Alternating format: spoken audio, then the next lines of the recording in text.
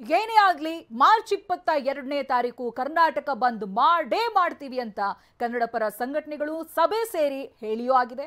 ಆದರೆ ಈ ಬಂದ್ ಸಂದರ್ಭದಲ್ಲಿ ಏನಿರುತ್ತೆ ಏನಿರೋದಿಲ್ಲ ಈ ಬಗ್ಗೆ ಡೀಟೇಲ್ಸ್ ಆಗಿ ನೋಡ್ತಾ ಹೋಗೋಣ ಬನ್ನಿ. ನೋಡಿ, ಅಲ್ಲಿ ಬಸ್ ಸಂಚಾರ ಹಾಗೆ ಖಾಸಗಿ ವಾಹನದ ಓಡಾಟ ಇರೋದಿಲ್ಲ. ಬೆಂಗಳೂರಿನಲ್ಲಿ ಆಟೋಗಳ ಸಂಚಾರ ಕೂಡ ಇರೋದಿಲ್ಲ.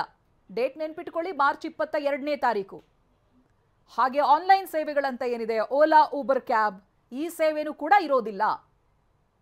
ಅದರ ಜೊತೆಗೆ ಚಿತ್ರಮಂದಿರ ಹಾಗೆ ಸಿನಿಮಾದ ಚಿತ್ರೀಕರಣ ಇದ್ಯಾವುದೂ ಇರೋದಿಲ್ಲ.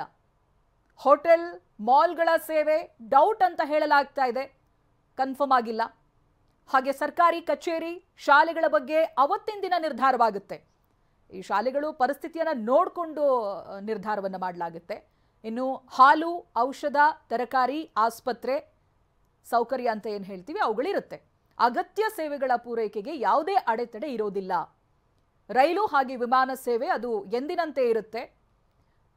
ಬಹಳ ಮುಖ್ಯವಾಗಿ ಬಸ್ ಸಂಚಾರ ಇರಲ್ಲ, ಖಾಸಗಿ ವಾಹನದ ಓಡಾಟಗಳಿರೋದಿಲ್ಲ. ಬೆಂಗಳೂರಿನಲ್ಲಿ ಲಕ್ಷಾಂತರ ಸಂಖ್ಯೆಯಲ್ಲಿ ಆಟೋಗಳ ಸಂಚಾರ ಏನಿರುತ್ತೆ ಅದು ಕೂಡ ಅವತ್ತಿನ ದಿನ ಇರೋದಿಲ್ಲ.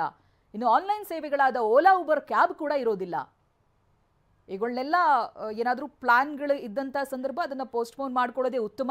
ಮಾರ್ಚ್ 22ನೇ ತಾರೀಕು ಕರ್ನಾಟಕ ಬಂದ್ಗೆ ಇದಾಗಲೇ ಕರೆ ಕೊಡಲಾಗಿದೆ. ಅದು ಯಶಸ್ವಿ ಆಗುತ್ತೆ ಅನ್ನುವಂಥ ವಿಶ್ವಾಸವನ್ನು ಕೂಡ ವ್ಯಕ್ತಪಡಿಸ್ತಾ ಇದ್ದಾರೆ. ಹಾಗಾಗಿ ಏನಿರುತ್ತೆ ಇರಲ್ಲ ಅನ್ನುವಂಥ ಡೀಟೇಲ್ಸನ್ನು ನೀವು ಇಲ್ಲಿ ಗಮನಿಸಬಹುದಾಗಿದೆ. ಆಗಲೇ ಹೇಳಿದಾಗೆ ಹೋಟೆಲ್ ಹಾಗೆ ಮಾಲ್ಗಳ ಸೇವೆ ಅದು ಡೌಟ್ ಇದೆ. ಇನ್ನು ಸರ್ಕಾರಿ ಕಚೇರಿಗಳು, ಶಾಲೆಗಳ ಬಗ್ಗೆ ಅವತ್ತಿನ ದಿನ ಅಂತ ಹೇಳಿದ್ರೆ ಮಾರ್ಚ್ 22ನೇ ತಾರೀಕು ನಿರ್ಧಾರ ಮಾಡ್ತಾರೆ. ಹೇಗಿದು ಓಪನ್ ಇರುತ್ತಾ ಇಲ್ವಾ ಅನ್ನೋದಾಗಿ ಗೊತ್ತಾಗುತ್ತೆ. ಇನ್ನು ಹಾಲು, ಔಷಧ, ತರಕಾರಿ, ಆಸ್ಪತ್ರೆ ಇವೆಲ್ಲವೂ ಕೂಡ ಇರುತ್ತೆ. ಚಿತ್ರೀಕರಣ, ಚಿತ್ರಮಂದಿರ ಹಾಗೆ ಸಿನಿಮಾ ಚಿತ್ರೀಕರಣ ಇರೋದಿಲ್ಲ. ಇನ್ನು ಅಗತ್ಯ ಸೇವೆಗಳ ಪೂರೈಕೆಗೆ ಯಾವುದೇ ಸಮಸ್ಯೆ ಇಲ್ಲ ಅಂತ ಈಗ ಹೇಳಲಾಗ್ತಾ ಇದೆ. ಅದರ ಜೊತೆಗೆ ರೈಲು ಹಾಗೆ ವಿಮಾನ ಸೇವೆ ಬೇರೆ ಬೇರೆ ಕಡೆ ಸಂಚರಿಸುವವರಿಗೆ ಯಾವುದೇ ರೀತಿಯಾದಂಥ ಸಮಸ್ಯೆ ಇರೋದಿಲ್ಲ. ಆಗಲೇ ವಾಟಾಳ್ ನಾಗರಾಜ್ ಮಾತನಾಡ್ತಾ ಹೇಳ್ತಾ ಇದ್ರು, ಆಟೋ ಚಾಲಕರಿಗೆ, ಬಸ್ ಚಾಲಕರಿಗೆ, ನಿರ್ವಾಹಕರಿಗೆ ಇದು ಸ್ವಾಭಿಮಾನದ ಪ್ರಶ್ನೆ. ನಿಮಗೆ ಗೊತ್ತೇ ಇದೆ, ಮಹಾರಾಷ್ಟ್ರಕ್ಕೆ ಬಸ್ ಹೋದಾಗ, ಕರ್ನಾಟಕದ ಸಾರಿಗೆ ಬಸ್ ಹೋದಾಗ ಯಾವ ರೀತಿಯಾಗಿ ಅವರನ್ನ ನಡೆಸ್ಕೊಂಡ್ರು, ಯಾವ ರೀತಿಯಾಗಿ ಅವಮಾನ ಮಾಡಿದ್ರು, ಇವೆಲ್ಲ ಇತ್ತೀಚೆಗಾದಂಥ ಬೆಳವಣಿಗೆಗಳು. ಇವನ್ನೆಲ್ಲ ಮನಸ್ಸಿನಲ್ಲಿ ಇಟ್ಕೊಂಡು ವಾಟಾಳ್ ನಾಗರಾಜ್ ಒಂದು ರೀತಿಯಾಗಿ ಬೆಂಕಿ ಉಗುಳಿದ್ರು.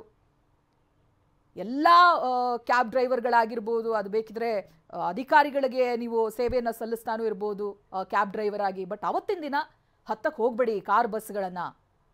ಈ ಬಂದ್ಗೆ ಬೆಂಬಲ ಸೂಚಿಸಲೇಬೇಕು, ಇದು ನಿಮ್ಮ ಸ್ವಾಭಿಮಾನದ ಪ್ರಶ್ನೆ ಅಂತ.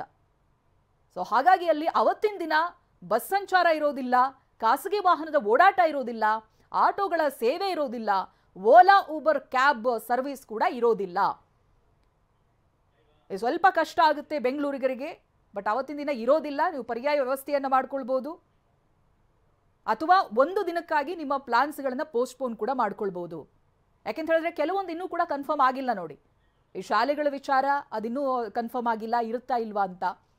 ಆಮೇಲೆ ಸರ್ಕಾರಿ ಕಚೇರಿಗಳು ಅದು ಕೂಡ ಗೊತ್ತಿಲ್ಲ, ಸರಿಯಾಗಿ ಗೊತ್ತಿಲ್ಲ. ಅವರು ಅವತ್ತಿನ ದಿನ ನಿರ್ಧಾರ ತಗೋತಾರೆ.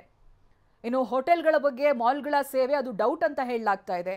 ಇರಬಹುದು, ಇರದೇ ಇರಬಹುದು, ಅಥವಾ ಅವ್ರವ್ರ ವೈಯಕ್ತಿಕವಾಗಿ ನಿರ್ಧಾರವನ್ನು ತಗೊಳ್ಳಬಹುದು. ಒಂದಷ್ಟು ಜನ ಬೆಂಬಲ ಸೂಚಿಸಿ ಮತ್ತೊಂದಷ್ಟು ಜನ ಓಪನ್ ಇಡುವಂಥದ್ದು ಗೊತ್ತಿಲ್ಲ ಅವತ್ತಿನ ದಿನ ಏನಾಗುತ್ತೆ ಅಂತ. ಹಾಗಾಗಿ ಅದು ಡೌಟ್ನಲ್ಲಿದೆ. ಅದರ ಜೊತೆಗೆ ಶಾಲೆ.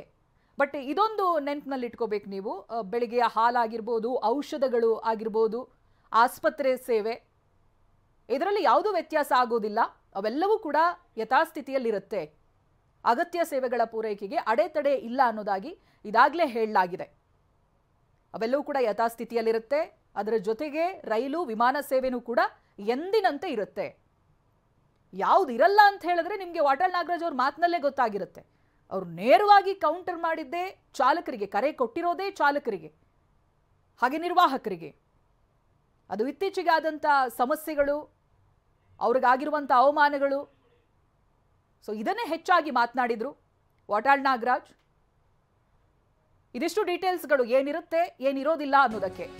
ಡೇಟ್ ಮಾರ್ಚ್ 22ನೇ ತಾರೀಕು.